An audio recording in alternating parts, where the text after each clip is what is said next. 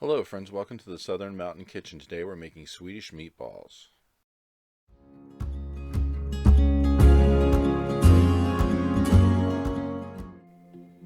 So to start this recipe, we're going to start with the meatballs. Now mind you, you can actually do this with frozen or with making your own.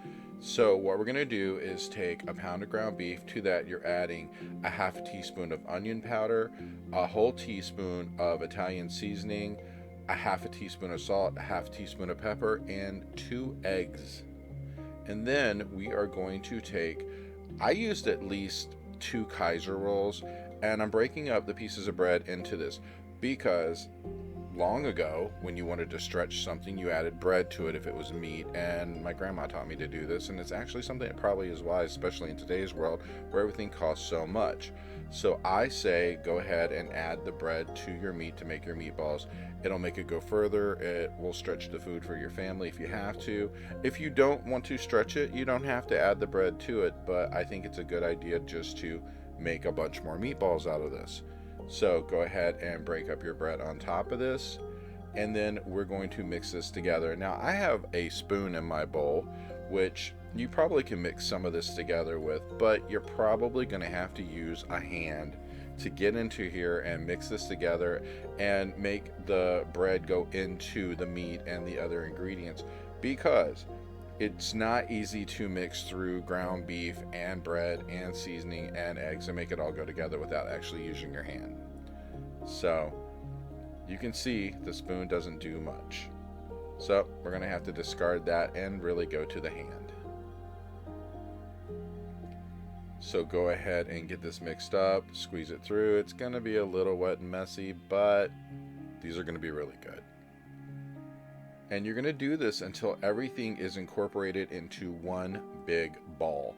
And what you're trying to do is make sure that the bread gets inside of the ground beef and stays in there and mixes through to where it becomes moist and becomes a part of the meat. Now, somewhere along the way, you're going to want to preheat your oven to 400 degrees, because these are going to be in there from anywhere from 18 to 23, 24 minutes, something like that, to actually make them cook through. Because we're not going to make huge meatballs, because with what we're doing Swedish meatballs, we don't want them enormous. We want them kind of medium to smaller. So once we get this all together, we're going to make these up. You will need a pan to cook these on in your oven, which I suggest lining it with aluminum foil, which is what I do because it's easy cleanup. I usually just use the foil, spray it with some nonstick cooking spray, and it's good to go. Cleanup is easy, there's no mess, and these don't stick. So that's a wonderful thing. Now if you put these just on a pan and you didn't spray it or you didn't put lining on it, they will probably stick to it. So now you can see mine is completely mixed up, and I am spraying my foil so that way I can go ahead and get these ready for the oven. Now, as I said, I'm not making these enormous. I'm just making smaller meatballs. They're not that huge. And out of what I did, I ended up getting around 20 meatballs. So that's really not bad for a pound of ground beef and some bread. So basically pinch off what you need, roll it between your hands, space them slightly on the pan that you're putting it onto to put it in the oven, and once you get them all rolled out, they're ready to be baked. Just try to be consistent on the size so that way they're kind of similar. They're not going to be perfect, but hey, they're going to taste good.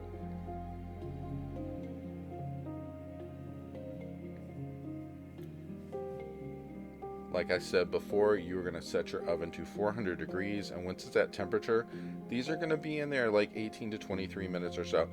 I would check them. Some people's ovens go hotter than others, and it may just be one of those situations where yours cooks a little faster. They're going to be brown on the outside. That's good. They're going to definitely be cooked on the inside if you leave them like 20 some minutes. But the point being is you don't want to overcook them and make them kind of burned on the edges or anything like that, because the outside of these will start to turn color and you don't want to go totally dark on these.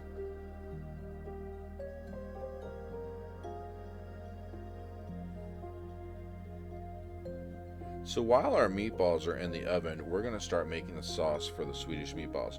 You're going to start out with 2 cups of beef broth, and then we're going to add a can of cream of mushroom soup to this, and you need the whole can, so make sure you get it all in there.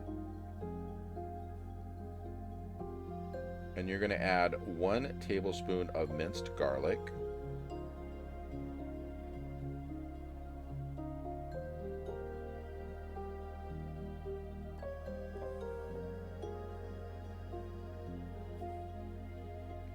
And to this, you're going to add 1 tablespoon of Worcestershire sauce and 1 tablespoon of steak sauce.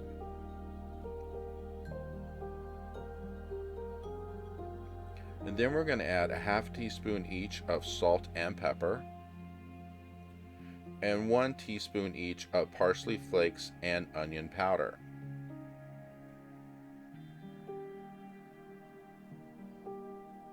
Now I'm turning up my temperature because I do want this to get hot and try to go towards a boil before we turn the temperature down to cook it like at medium low after this. So we're going to go ahead and start stirring this up to break up some of the mushroom soup. This is not going to break up completely until it gets hot, and mine is not hot enough yet to do that. So you're just going to keep stirring as the temperature comes up and as we add other ingredients, because as it does get hotter, it will blend in and it will break up. It just takes a little time for it to do so. But once this does reach a boil and we get all the ingredients inside of it, we're going to reduce this down. And like I said, you're going to need this to sit for at least an hour on your stove at medium to low heat, just to let it cook in all the flavor and have everything infuse into itself. So next, we probably are at the point where our meatballs can come out of the oven. So check them, make sure they're done, and if they are, you're going to go ahead and add them to the pot. So mine are done at this point, so I'm going to go ahead and start adding them in. And as you can see, they all turned out really nice. They held together really well, and they're not overcooked, they're not bad. They actually have a great taste to them. If you ever wanted to use the meatballs in something else, you probably could easily adapt it. And once we're done putting them in, we're going to add other ingredients. Like I said, I got around 20 meatballs out of what I was doing, give or take the one that I was eating when I was, pulling them out of the oven. But anyway, I'm sorry, I like the meatballs. And once they're in, we're going to go ahead and slice up a small to medium onion. And you're going to take this and break the rings up and drop it all over top of your meatballs. And sometimes it sticks together, it's hard to break them up. As it cooks, it will break up on its own and then all the rings will separate. But, I try to break it up as much as possible to make sure it cooks evenly.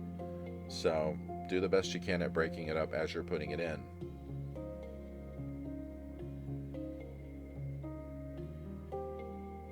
Now, if you're someone who doesn't like a lot of onion, you could use a smaller onion in this, and that way you don't have as much to deal with. So like I said, we're going to bring this up to a boil and let everything cook through. Stir this a few times along the way to get the temperature up and get everything into where it's cooking evenly. And this is what it looks like once it's cooked. And then we're going to add a half a cup of sour cream, because this is going to give it a bold flavor, and when you mix it through, it's going to change the color entirely of what's in the pot.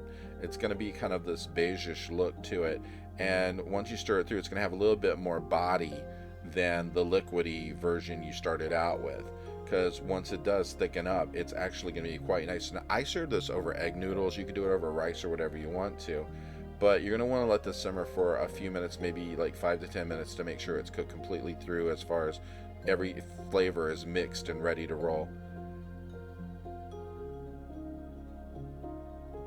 And you can turn the temperature down at that point if you want it just to simmer for a while. And when it's done, it looks something like this, and you can see I used egg noodles with mine, and I used cream spinach as a side for it, which I'm going to have a video going up for that in a day or two. So if you like this video and you like others on my channel, please like and subscribe. And if you'd like to find more recipes that I have, please check out my cookbook, which is available on Amazon and in bookstores worldwide. Have a great day.